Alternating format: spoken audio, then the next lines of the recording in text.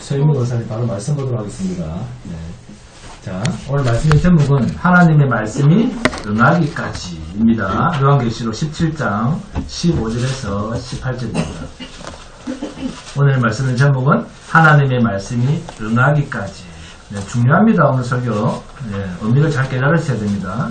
하나님의 말씀이 응하기까지. 요한계시록 17장 15절에서 18절입니다. 다 함께 봉독하도록 하겠습니다. 시작. 또 천사가 내게 말하되 내가 본 바 음녀가 앉아있는 물은 백성과 무리와 열국과 가문들이니라. 내가 본 바 이 열불과 짐승은 음녀를 미워하여 망하게 하고 벌거벗게 하고 그의 살을 먹고 불로 아주 사르리라. 이는 하나님이 자기 뜻대로 할 마음을 그들에게 주사 한 뜻을 이루게 하시고 그들의 나라를 그 짐승에게 주게 하시되 하나님의 말씀이 응하게까지 하심이라. 또 내가 본 그 여자는 땅의 왕들을 다스리는 큰 성이라 하더라. 아멘. 본문 17절을 봅니다. 이는 하나님이 자기 뜻대로 할 마음을 그들에게 주사 한 뜻을 이루게 하시고 그들의 나라를 그 짐승에게 주게 하시되 하나님의 말씀이 응하기까지 하심이라. 입니다. 성경 전체를 봐서도 아주 중요한 말씀입니다. 여기서 하나님이 자기 뜻대로 할 마음을 그들에게 주사할 때 여기서 인칭대명사 그들이 누굽니까? 바로 위 16절에 이 열불과 짐승이라고 하는 그들입니다. 이게 계시록 17장 13절과 14절에 그들이 한 뜻을 가지고 자기의 능력과 권세를 짐승에게 주더라. 그들이 어린 양과 더불어 싸우려니와 할 때 그들인데 계시록 17장 13절에 그들이 한 뜻을 가지고 할 때 이 한 뜻이 계시록 17장 17절로 내려오니까 누가 주신 뜻입니까? 그렇습니다. 하나님이 허락하신 한 뜻을 이루게 하신 거예요. 본문 17절에 그들에게 주사 한 뜻을 이루게 하시고가 지금 어디에 있습니까? 계시록 17장 13절입니다. 자, 함께 봉독합니다. 계시록 17장 13절 시작. 그들이 한 뜻을 가지고 자기의 능력과 권세를 짐승에게 주더라. 본문 17절과 같은 이야기입니다. 이 그들이가 누구냐 하면 계시록 17장 12절에 내가 보던 열불은 열왕이니 아직 나라를 얻지 못하였으나 다만 짐승과 더불어 임금처럼 한동안 권세를 받은 열불입니다. 곧 열왕들과 짐승. 이것들이 지금 그들이라고 하는 계시록 17장 13절에서 17절까지 내려오는 그들입니다. 그러면 본문 17절에서 이는 하나님이 자기 뜻대로 할 마음을 그들에게 주사 한 뜻을 이루게 하시고 그들의 나라를 그 짐승에게 주게 하시되 하나님의 말씀이 응하기까지 하심이라 라는 이 말씀을 해석하면 어떻게 됩니까? 이 말을 해석을 하면 하나님이 자기 뜻대로 할 마음을 열불을 가진 열왕들과 짐승에게 주사 그들에게 한 뜻을 이루게 하시고 열왕과 짐승의 나라를 그 짐승에게 주게 하시되 그들의 나라를 여기서 그들은 뭐라고요? 열불을 가진 열왕들의 나라를 그 짐승에게 주게 하시되 어디까지만? 말씀이 그렇죠. 하나님의 말씀이 응하기까지만 하십니다. 아멘? 이해하시겠죠? 자, 그럼 본문 16절 18절입니다. 함께 봉독합니다. 시작. 내가 본 바 이 열불과 짐승은 음녀를 미워하여 망하게 하고 벌거벗게 하고 그의 살을 먹고 불로 아주 사르리라. 또 내가 본 그 여자는 땅의 왕들을 다스리는 큰 성이라 하더라. 하면 본문 16절에 음녀, 이 음녀가 본문 18절에서는 뭐라고 나옵니까? 여자죠, 여자. 그죠? 이 음녀가 18절에서는 여자로 나옵니다. 이렇게 같은 대상인데 표현을 자꾸 바꾸고 있습니다. 큰 성 바벨론이라고 했다가 음녀라고 했다가 여자라고 했다가 큰 성이라고 했다가 이렇게 같은 의미인데 다양한 말로서 한 존재죠. 실제는 한 존재, 어떤 여자라고 하는 이 한 존재를 5가지, 6가지 표현으로 변형을 시켜놓고 있습니다. 같은 듯, 다른 듯, 또 같은 듯. 이렇게 표현할 수밖에 없는 거예요. 이게 요한계시록입니다. 같은 뿌리에서 태어났는데 갈라지는 거예요. 어떤 때는 다른 존재처럼 자중질환을 일으키고 서로 대적하는 것처럼 보였다가 근데 나중에 보니까 서로 같아지는 거예요. 왜? 서로 뿌리가 세상 임금 마귀로부터 주어진 그 종들이기 때문에, 하수인들이기 때문에. 요한계시록에서는 모든 악의 근원은 이 세상 임금 마귀, 곧 옛뱀, 용이라고도 하고 사탄이라고 하는 마귀입니다. 그러니까 악의 근원을 가지고 거기에서 전부 다양한 형태로 나타나지는 존재들에 대해서 우리가 현혹, 미혹을 당할 필요가 없다고 말입니다. 이러한 악의 존재들이 하나님의 말씀이 응할 때까지 주어지는 역할인데 이들의 역할이 성도들과 무슨 관련이 있는가? 자, 여러분, 세상 임금 마귀는 자기 수하에 있는 자기 쫄개들을 지옥으로 데리고 가려고 시간을 투자하고 발부둥을 치고 에너지를 소비할까요? 마귀는 자기 쫄개들을 데리고 지옥으로 데려가려고 막 노력을 할까요? 절대 안 하죠. 네? 왜요? 어차피 자기 쫄개들인데, 자기 수하에 있는 자들인데, 뭐하러 억지로 자기 수하들을 데리고 지옥으로 가려고 하겠습니까? 그에는 고통밖에 없는데, 그러면 뭐하려고 하겠다? 세상에서 계속 왕노릇 하려고 하는 거예요. 네? 세상에서 왕노릇 하려고 하죠. 그러면 이 세상 최고의 왕이 마귀인데, 마귀는 대상을 누구로 해서 공격을 하겠습니까? 그렇죠. 마귀는 하나님과 하나님께 속한 자들이 마귀의 타겟입니다. 공격의 타겟입니다. 계시록 13장 6절에서 10절입니다. 짐승이 입을 벌려 하나님을 향하여 비방하되 그의 이름과 그의 장막 곧 하늘에 사는 자들을 비방하더라. 또 권세를 받아 성도들과 싸워 이기게 되고 각 족속과 백성과 방언과 나라를 다스리는 권세를 받으니 죽임을 당한 어린 양의 생명책에 창세 이후로 이름이 기록되지 못하고 이 땅에 사는 자들은 다 짐승에게 경배하리라. 누구든지 귀가 있거든 들을지어다. 사로잡힐 자는 사로잡혀갈 것이요 칼에 죽을 자는 마땅히 칼에 죽을 것이니 성도들의 인내와 믿음이 여기 있느니라. 아멘. 이 10절을 7절과 연결을 하면 성도들의 인내와 믿음은 어디까지입니까? 죽임 당하는 데까지입니다. 성도는 이 세상 임금 마귀로부터 죽임 당하기까지 심각한 환난과 핍박과 공고함을 당할 수밖에 없는 신분으로 세상에 남겨진 존재들입니다.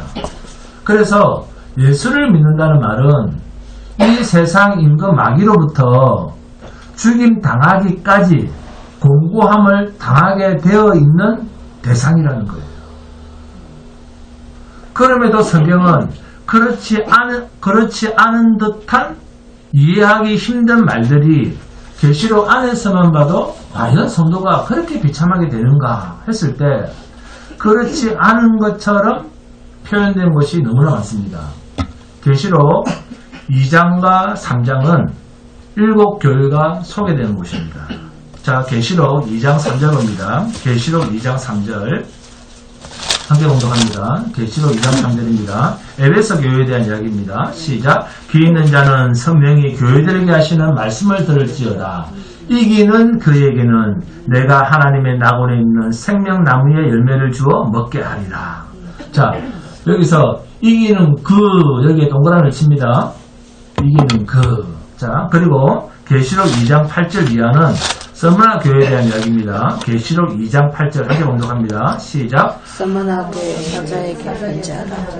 네. 성님의 마지막이여 죽었다가 살아나시니가 이르시되. 자, 계시록 2장 11절 봅니다. 자, 계시록 2장 11절 함께 있습니다. 시작 11절 시작. 귀 있는 자는 성령이 교회들에 가시는 말씀을 들을지어다.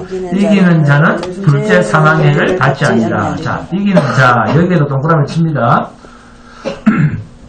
이번에는 자 버가모 교회에 대한 이야기입니다. 계시록 2장 17절입니다. 17절 함께 봉독합니다. 시작. 귀 있는 자는 성령이 교회들에게 하시는 말씀을 들을지어다. 이기는 그에게는 내가 감추었던 만나를 주고 또 흰 돌을 줄 터인데 그 돌 위에서 새 이름을 기록한 것이 있나니 받는 자밖에는 그 이름을 알 사람이 없느니라. 자, 이기는 여기에 동그라미 칩니다.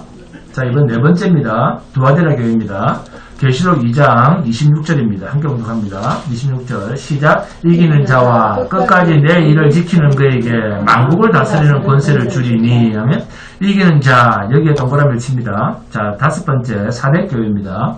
계시록 3장 5절이죠. 함께 봉독합니다. 시작. 이기는 자는 이와 같이 흰옷을 입을 것이요 내가 그 이름을 생명책에서 결코 지우지 아니하고 그 이름을 내 아버지 앞과 그의 천사들 앞에서 시인하리라 하면 이기는 자, 이 동그라미를 칩니다. 자, 그럼 여섯 번째 교회입니다. 빌라델비아 교회죠.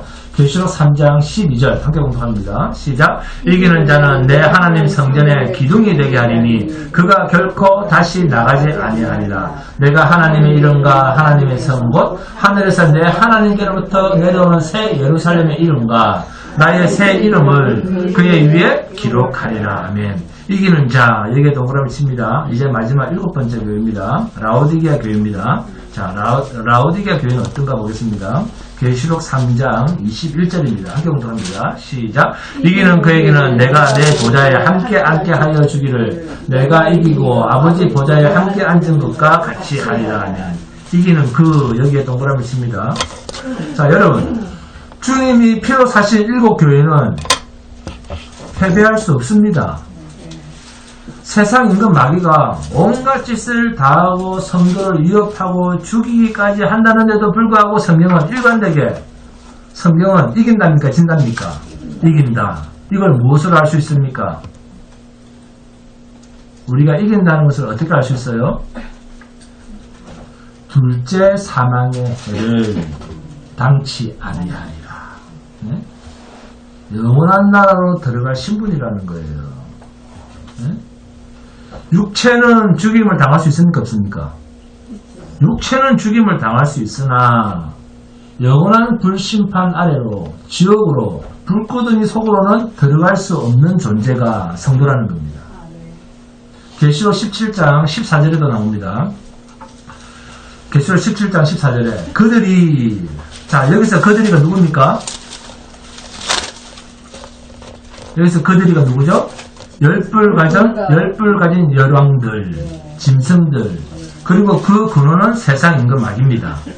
그런데 이들이 한 뜻을 가지고 그들의 권세로 그리스도로 어린 양에게 싸움을 걸어오는데도 불구하고 결론이 어떻게 되는가? 계시록 17장 14절입니다. 함께 봉독합니다. 시작.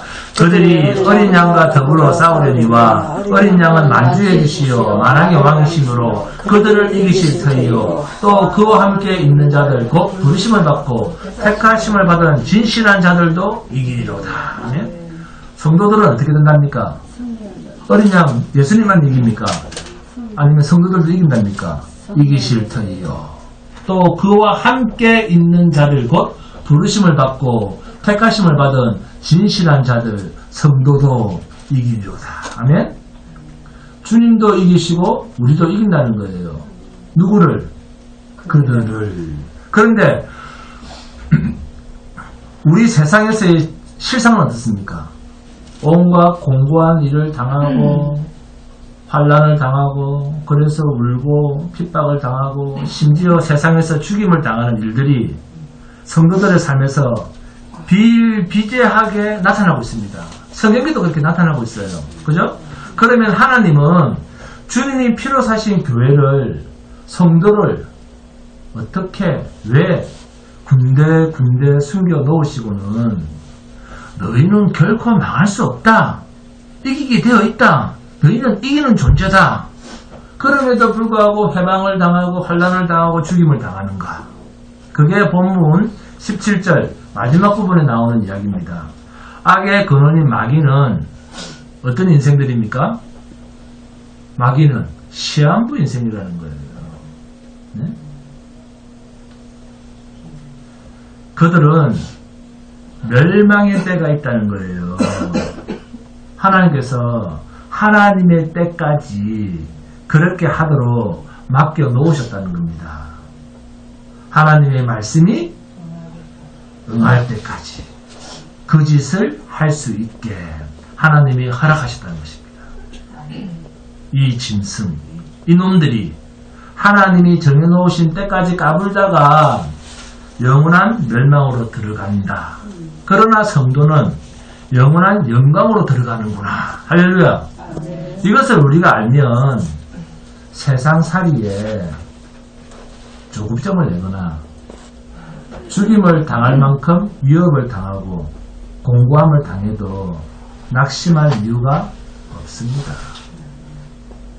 그런데 이들 10뿔 가진 짐승들이 마귀가 힘을 쓰는데 주로 이들이 어디에 누구한테 힘을 쓴다? 주님이 피로 사신 교회와 하나님으로부터 택함받은 성도들에게 이 사탄 마귀 귀신들이 힘을 쓰는 거예요. 그런데 그 힘이 어떤 한계 속에서 힘을 쓰는 것이다?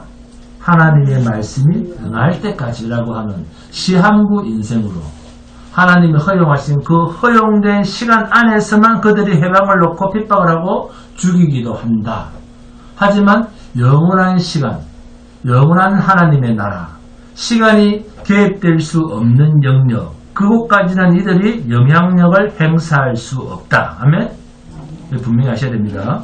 그렇다면 성도는 이 세상에 있지만 이미 우리 속의 속 사람은, 새 생명은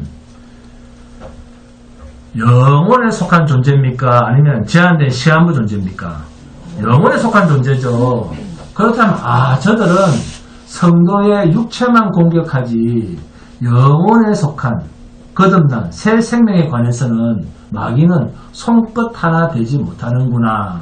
티끌 하나도 집어넣을 수 없구나. 아멘? 이걸 아셔야 됩니다.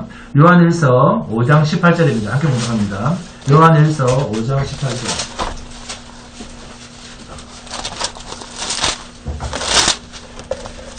요한일서 5장 18절입니다. 요한일서 5장 18절 시작. 하나님께로부터 난 자는 다 범죄하지 아니하는 줄을 우리가 아노라. 하나님께로부터 나신 자가 그를 지키심에 악한 자가 그를 만지지도 못하느니라. 네? 우리 안에 새 생명을 악한 자가 만지기라도 한답니까? 아니면 전혀 개입할 수도 없다고 합니까? 개입할 수 없다라고 선언하고 있지 않습니까? 이 한 절만 가지고도 성도는 세상을 감당할 수 있습니다. 자, 그러면 이렇게 당당한 영원한 생명을 소유한 성도가 도대체 세상에서는 어떻게 이 세상 임금 마귀로부터 어려움을 당하는 타켓이 되어 있는가? 감당기 어려운 가난, 핍박, 고통, 죽음의 문제에 대해서 하나님의 말씀이 응하기까지 하심이라 라는 이 말씀과 함께 연결해서 지금 우리들 말고 구약의 성도들, 신약의 성도들의 삶의 흔적들을 한번 확인해 보도록 하겠습니다. 고린도전서 4장 9절에서 13절입니다. 함께 공부합니다. 고린도전서 4장 9절에서 13절.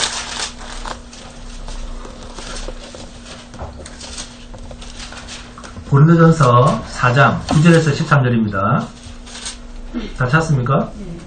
함께 공독합니다. 시작. 내가 생각하건대 하나님이 사도인 우리를 죽이기로 작정된 자 같이, 네? 사도를 하나님께서 뭐하기로? 죽이기로 작정하신 자 같이 줄을 세웠는데 그것도 맨 끄트머리에 두셨다. 이 끄트머리에 두셨다는 말은 죽었는지 살았는지 관심도 없는 존재처럼 취급을 했다 그 말이에요. 네? 마치 포승줄에 묶여서 포로로 끌려가는 자처럼 끌려가면 데려가고 끌려가다가 죽으면 버리는 그런 존재처럼 취급했다는 거예요.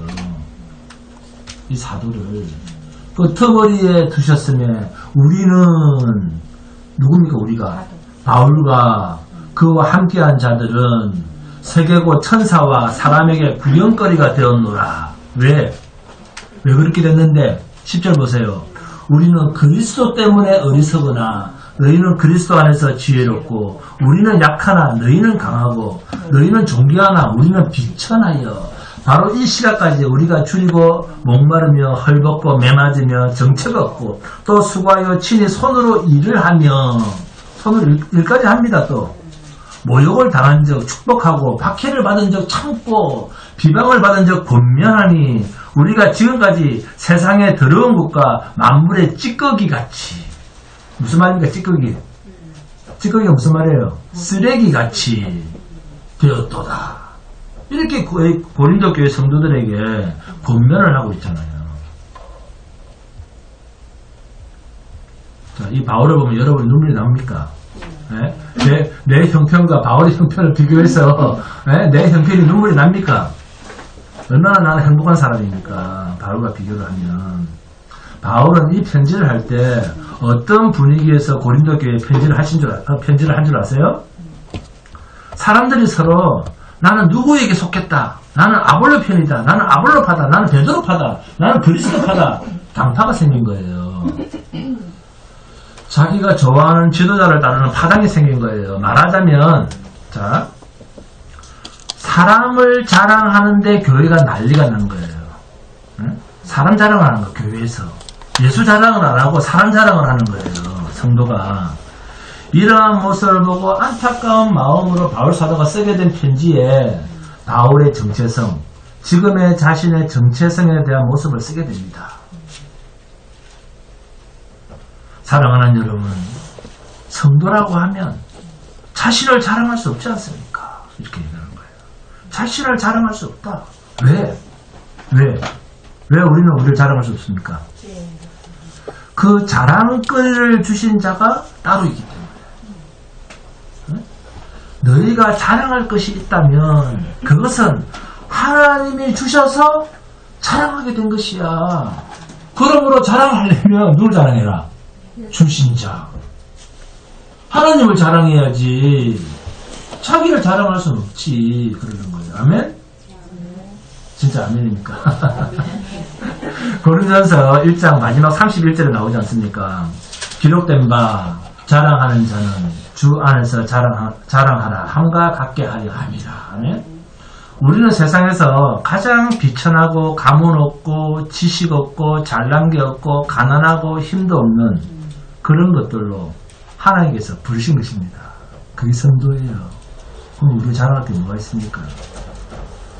하나님은 가장 비천한 자들을 불러서 하나님의 백성으로 삼았는데, 그러므로 자랑하려면 오직 그리스도만 자랑하게 하기 위해서 주님이 우리를 택하신 것입니다. 자기를 자랑할 수 없는 자들만 하나님께서 불러 모으셨는데 왜 너희는 너희들끼리 서로 자랑하는 짓거리를 하지? 나는 마치 죽임 당할 자처럼 많은 사람들 앞에서 구경거리가 되고 당장 버려야 할 쓰레기 취급을 받고 있다. 왜 그런 줄 알아? 하면서 바울 사도는 자신을 소개하고 있습니다. 바울이 고린도 교회로부터 무시를 당했기 때문에 자존심이 상해서 이런 말을 했을까요? 아닙니다.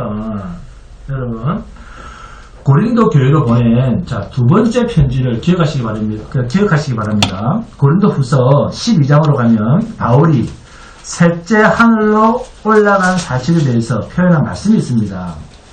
그 셋째 하늘로 이끌려 올라간 자가 바로 누굽니까? 바울 자신입니다. 그러면 얼마나 자랑할 만하고 얼마나 영광스러운 일입니까? 윤명원 고사님 가만히 있겠습니까? 김지숙 고사님 가만히 있겠습니까? 셋째 하늘로 한번 끌려 올라가 봤으면, 네? 못 참지 말하고 싶어서, 네? 자랑하고 싶어서, 우리 김혜식 고사님 아이도 그렇습니까? 90이 넘어도 자랑하고 싶은데, 네? 그럼에도 불구하고, 혹시 내가 이런 것들을 자랑해서 여러분들 앞에서 내가 스스로 높아질까 싶어서 나는 제3자의 입장에서 그 주인공의 실체는 나지만 그것을 경험한 그 존재는 나지만 그러나 나라고 하지 않고 제3자적 입장으로 그가 누구지? 하면서 나와 상관이 없는 것처럼 3자적 입장에서 내가 간증한다 그럽니다. 그러면서 나를 위하여 여러분에게 자랑을 하려고 한다면 나는 악한 것 외에는 자랑할 게 없다 그럽니다. 우리가 신앙인이면 좀 이런 걸 좀 배워야 되지 않겠어요? 네? 이런 거 배우라고 주님이 설교하라고 하시는데 그럼 이런 거 배워야죠. 네? 이유는 내가 하나님으로 받던 여러 계시가 너무나 커서 하나님은 내가 스스로 높아지려고 할까 싶어서 내 속에 가시를 넣었는데 그 가시가 곧 사탄의 사자다 그러잖아요. 네? 마귀의 흔적을 줬다는 겁니다. 이 바울 사도한테. 그러니까 사람들이 바울만 쳐다보면 저 자식 마귀 새끼 아니야? 이렇게 말을 해야 할 흔적이 바울에게는 있었다는 거예요. 여기 고린도후서 12장에서 바울 사도가 자기의 약한 것을 자랑한다라고 하면서 하나님께서 자신을 자랑하지 못하도록 하기 위해서 무엇을 주셨다? 육체의 가시를 주셨다. 곧 사탄의 사자를 주셨다 그 말이에요. 사탄의 사자. 이것으로 나를 쳐서 스스로 높아지지 못하도록 하셨다. 여러분에게 어려움이 있습니까? 그 어려움은 여러분을 스스로 낮추게 하시는 거예요. 이것이 내게서 떠나가도록 하기 위해서 내가 간절히 3번 기도를 했지만 하나님은 내게 말씀하시기를 내가 내게 준 은혜가 만족하니라. 족하도다 그러잖아요. 무슨 말입니까? 하나님만 만족하면 됐지 네가 왜 그러잖아요. 네? 내가 만족하면 됐지 네가 왜 웃는데 그러잖아요. 근데 우리는 자꾸 이걸 바꿔달라고 그러거든요. 이걸 기도하라고 하면서 하나님은 만족하고 계시는데 하나님은 내 상황, 내 형편을 만족하고 계신다니까요. 내가 만족하면 됐지. 나는 네 모습 그대로가 좋거든. 그러잖아요. 나는 네 모습 그대로를 좋아하거든. 아멘. 그러면서 뭐라고 말씀하신 줄 아세요? 내가 약한 그때에 하나님은 강하십니다. 아멘. 이게 신앙입니다, 여러분. 내가 강할 이유가 없다는 거예요. 하나님이 강하시면 만족한다는 거예요. 이뿐만이 아닙니다. 사도의 너무너무 어려운 형편의 이야기가 나옵니다. 고린도후서 4장 8절에서 11절입니다.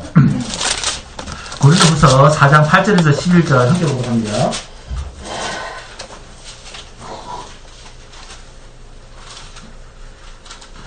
고린도후서 4장 8절에서 11절 시작. 우리가 사방으로 우겨sam을 당하여도 쌓이지 아니하며 답답한 일을 당하여도 낙심하지 아니하며 박해를 받아도 버림받아 되지 아니하며 거꾸로 때림을 당하여도 망하지 아니하고 우리가 항상 예수의 죽음을 몸에 짊어지면 예수의 생명이 또한 우리 몸에 나타나게 하려 합니다. 우리 살아있는 자가 항상 예수를 위하여 죽음에 넘겨짐은 여기 동그라미 칩니다. 자, 산다고 합니까? 죽는다는 거예요. 어떤 자가? 죽어 있는 자가? 아니면 산 자가 항상 예수의 죽음에 넘겨지는 것은 예수의 생명이 또한 우리 죽을 육체에 나타나게 하려 합니다. 아멘? 우리도 똑같습니다. 바울 사도는 자신이 죽음에 직면하게 된 일들을 많이 경험하면서 낙심하며 피해달라고 울었을까요? 바울이 이것 좀 피해주세요, 저것 좀 피해주세요 하고 울었다. 그런 표현이 어디 있습니까, 성경에? 고린도후서 4장 16절에서 5장 8절까지입니다. 함께 봉합니다. 고린도후서 4장 16절에서 5장 8절까지 시작. 그러므로 우리가 낙심하지 아니하노니 우리의 겉 사람은 낡아지나 우리의 속 사람은 날로 새로워지는도다. 우리가 잠시 만난 환난에 경한 것이 지극히 크고 영원한 영광에 중한 것을 우리에게 이루게 함이니 우리가 주목하는 것은 보이는 것이 아니요 보이지 않는 것이니 보이지 않는 것이 믿음입니다. 보이는 것은 잠깐이요 보이지 않는 것은 영원함이라. 바울은 죽기를 절개하고 간절히 죽기를 소원하는 자입니다. 왜? 1절 봅니다. 만일 땅에 있는 우리의 장막집이 무너지면 하나님께서 지으신 집 곧 손으로 지은 것이 아니요 하늘에 있는 영원한 집이 우리에게 있는 줄 알기 때문에 아느니라. 참으로 우리가 여기서 탄식하며 하늘부터 오는 우리 처소로 들이기를 간절히 사모하니라. 여러분 이런 간절함이 있습니까? 응? 우리의 이 육체보다 하늘의 것을 더디기를 간절히 사모하며 이렇게 기도합니까?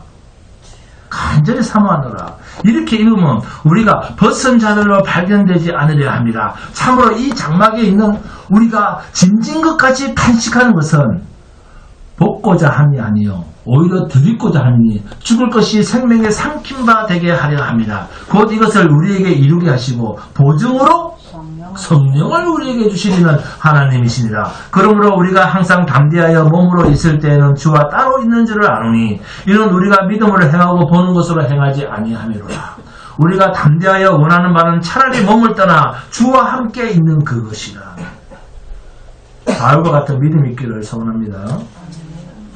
바울은 죽을 이 몸을 빨리 벗어서 영원한 아버지의 나라로 들어가는 것이 소원이었던 사람이었습니다. 그래서 이 육체가 깨어짐을 당하고 하나님의 나라로 들어가는 그 일에 이 하나님의 거룩하신 말씀이 우리에게 응하기까지 누구를 통해서 이 육체가 깨어지게 하느냐 하면 사탄입니다. 이 세상 임금 마귀와 그 하수인들에게 맡겨서 그 영광스러운 숨겨진 하나님의 계시의 축복의 역사를 우리에게 이루시려고 그들에게 허락하신 그 고난과 고통과 환난과 죽음까지의 일을 행하게 하고 있음을 여러분 잊어서는 안 됩니다. 이렇게 하나님의 말씀이 응하기까지 하시는 이 일이 사탄에게 우리의 육체가 깨어져도 하나님 편에서는 성도에게 이기심이라는 편말로 성령의 보증수표를 우리에게 붙여놓았습니다. 자, 이제 구약의 인물을 살펴보겠습니다. 시편 105편 봅니다. 시편 105편 4절에서 22절입니다. 함께 보겠습니다.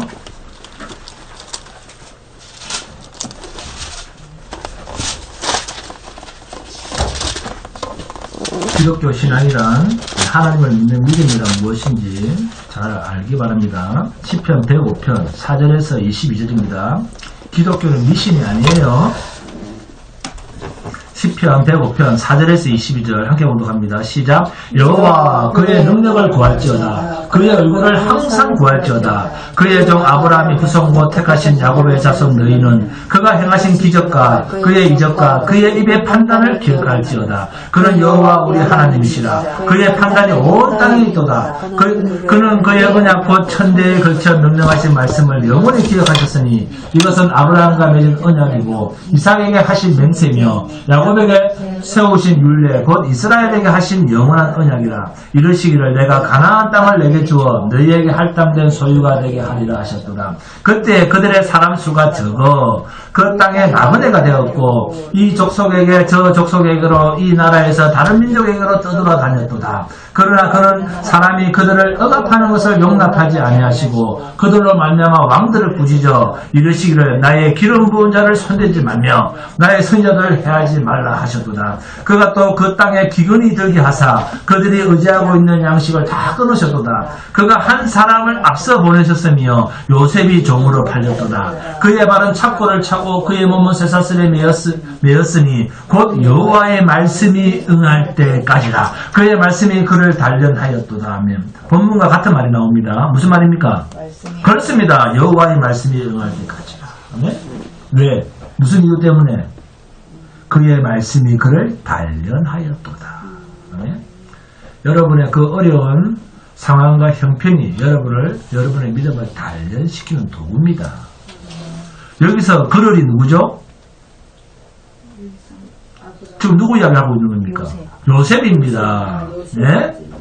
이 시편 105편 전체가 아브라함의 후손 야곱부터 애굽에서 400년간 나그네살이를 할 것과 그리고 400년이 지나면 모세를 통해서 출애굽해서 광야에서 40년을 지낼 것과 여호수아를 통해서 약속의 땅 가나안 땅으로 입성하여 정착하기까지 이 전체를 노래한 내용이 45절까지 있는 시편 105편입니다. 그래서 이 시편 105편을 한마디로 하면 하나님의 영원한 언약입니다. 그런데 아브라함이 허락한 이 가나안 땅을 하나님께서 뭐하게 해서 그 땅에 기근을 불러서 양식이 떨어지게 해서 아브라함의 후손인 야곱이 12 아들들과 함께 어디로 가게 합니까? 애굽입니다. 그런데 전체 식구가 다 가게 합니까? 아니면 먼저 한 명을 애굽으로 보냅니까? 먼저 한 사람을 앞서 보내는데 자, 여러분이 만약에 요셉이라면 어떻게 갑니까? 하나님 저 안 가요. 그러면서 가겠죠. 울면서. 대성통곡하겠죠. 한 사람 앞서 보내는데 거기에 보냄을 받은 자가 요셉입니다. 무슨 말입니까? 하나님이 쓰시는 종이라는 거예요. 여러분은 하나님이 쓰시는 종일 뿐입니다. 그 이상을 생각하시면 안 돼요. 이게 신앙이라니까요. 이게 믿음 생활입니다. 하나님이 쓰시는 종이, 자, 따라합니다. 나는 하나님이 쓰시는 종이다. 종은 둘로 씁니다. 해석하면 노예란 말입니다. 노예는 자기 권한이 없어요. 그런데 어떻게 간다? 이 요셉이 어떻게 갑니까? 팔려서 가는 거예요. 팔려서. 누구한테 팔려서 갑니까? 누구한테 팔려서 갑니까? 요셉이. 형들에게 노예로 팔려서 가정 고초와 오해를 받고 결국 어디까지 갑니까? 감옥까지 들어갑니다. 그런데 창세기 39장 23절에서 이런 요셉에 대해서 뭐라고 말씀합니까? 여호와께서 요셉과 함께 하심이라. 감옥 있고 온갖 고생 다 하고 있는데 하나님은 어떻게 말합니까? 요셉과 함께 하심이라. 하나님 여러분과 함께 하신다니까요. 왜 그걸 자꾸 잊고 있습니까? 여호와께서 여러분과 나와 함께 하시니라. 여호와께서 그를 범사에 형통하게 하셨더라. 성경은 이렇게 표현합니다. 네? 그 고난당한 그 요셉한테 성경은 말씀하시기를 여호와께서 요셉과 함께 하심이라. 여호와께서 그를 범사에 형통하게 하셨더라. 자, 이게 형통입니다. 여러분, 왜 이게 형통일까요? 하나님의 함께하니까. 네, 맞습니다. 목적이 있습니다. 하나님의 백성들을 왜 고난과 환난과 핍박과 죽임당하는 그 어려운 일에 왜 하나님은 복되다, 형통하다 이렇게 말씀을 하시는가? 자, 히브리서를 봅니다. 히브리서 12장 6절과 7절 그리고 10절에서 13절입니다. 함께 보면 겁니다.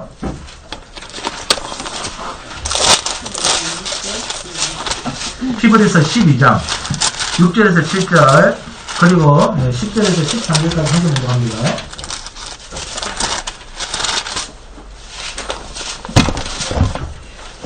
교회는 의미 없이 왔다 갔다 하는 게 아니에요. 주일날 그 설교 말씀을 잘 듣고 자기 것을 만들어야 됩니다. 교회는 왜 다닙니까? 주일날 예배를 왜 오죠? 주일날 하나님의 말씀을 알기 위해서입니다. 하나님의 뜻을 알기 위해서 교회를 다니는 거예요. 6절 시작. 주께서 그 사랑하시는 자를 징계하시고 그가 받아들이시는 아들마다 채찍질 하심이라 하였으니 너희가 참음은 징계를 받기 위함이라. 하나님의 아들과 같이 너희를 대우하시나니 어찌 아버지가 징계하지 않는 아들이 있으리요. 그들은 잠시 자기의 뜻대로 우리를 징계하였거니와 오직 하나님은 우리의 유익을 위하여 그의 거룩하심에 참여하게 하시느니라. 여기 줄을 쭉 꺼세요. 그의 거룩하심에 참여하게 하시느니라. 11절부터 물론 징계가 당시에는 즐거워 보이지 않고 슬퍼 보이나 후에 그로 말미암아 연단받은 자들은 의와 평강의 열매를 맺느니라. 그러므로 피곤한 손과 연약한 무릎을 일으켜 세우고 너희 발을 위하여 곧은 길을 만들어 저는 다리로 하여금 어그러지지 않고 고침을 받게 하라 하면 왜 고난이 있습니까? 하나님의 거룩에 참여케 하시기 위해서 우리를 징계하시고 채찍하신다고 말씀을 하고 있습니다. 이게 세상 사람들은 이해가 되질 않죠. 네? 이게 세상 사람들은 이해가 되지 않는 하나님의 비밀입니다. 왜? 거룩 때문입니다. 거룩. 이걸 바울 사도는 또 다른 표현으로 로마서 8장 16절에서 18절입니다. 성령이 친히 우리의 영과 더불어 우리가 하나님의 자녀인 것을 증언하시나니 자녀이면 또한 상속자 곧 하나님의 상속자요 그리스도와 함께한 상속자니 우리가 그와 함께 영광을 받기 위하여 고난도 함께 받아야 할 것이니라. 생각하건대 현재의 고난은 장차 우리에게 나타날 영광과 비교할 수 없도다. 현재의 우리의 고난은, 현재의 나의 눈물은 무엇에 이르는 과정입니까? 앞으로 우리에게 나타날, 나에게 나타날 영광과 비교할 수 없다는 것입니다. 하나님의 영광에 이르기 위하여 성령이 우리를 고난으로 이끌고 가신다는 거예요. 성령이 이끌고 가시는데 내 힘으로 됩니까? 내가 운다고 봐줍니까? 절대 안 봐줍니다.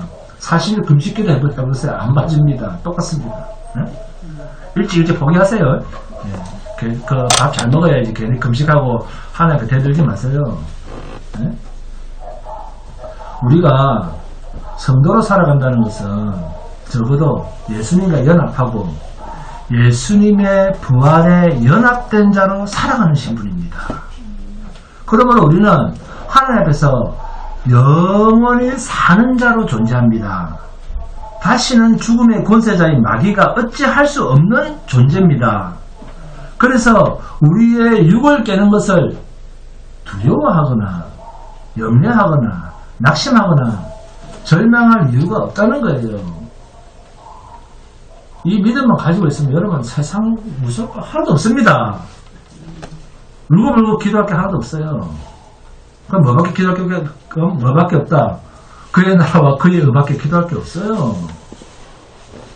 오히려 그런 자리로 나아가는 것이 하나님께서 예배하신 거룩과 온전함과 영광의 신분에까지 도달하는 완성으로 가는 길. 거룩으로 들어가는 통로라는 것입니다. 이런 비밀을 세상 누가 압니까? 누가 알겠습니까? 이게 하나님의 지혜입니다. 아니 목사님 그냥 신자로 세상에 태어나면 처음부터 그냥 잘 먹고 잘 살고 잘 되게 하시면 안 됩니까? 그랬으면 참 좋죠. 그런데 하나님이 그렇게 하시지 않는 이유가 뭘까요? 왜 하나님이 이렇게 하실까요? 이런 궁금증을 가지고 있어야 됩니다. 왜 그럴까요? 처음부터 우리는 성도니까 세상에 가든 천국에 가든 그냥 잘 살게 해주면 되는데 왜 그럴까? 세상이 악하기 때문입니다. 이 세상은 악한 곳이기 때문입니다. 하나님은 그래서 이 악한 곳에 자기 백성을 연단하여 영광에 이르게 하기 위한 그곳으로 하나님은 데리고 가시기 위해서 세상이 알지 못하는 지혜를 사용하고 계신 거예요. 이러한 고난을 통과해서 우리를 영광에 이르게 하시려고. 아멘 한 사람밖에 안 나옵니까? 그래서 베드로전서 4장 12절에서 14절입니다. 함께 공부합니다. 베드로전서 4장 12절에서 14절. 베드로전서 4장 12절에서 14절입니다. 함께 공부합니다.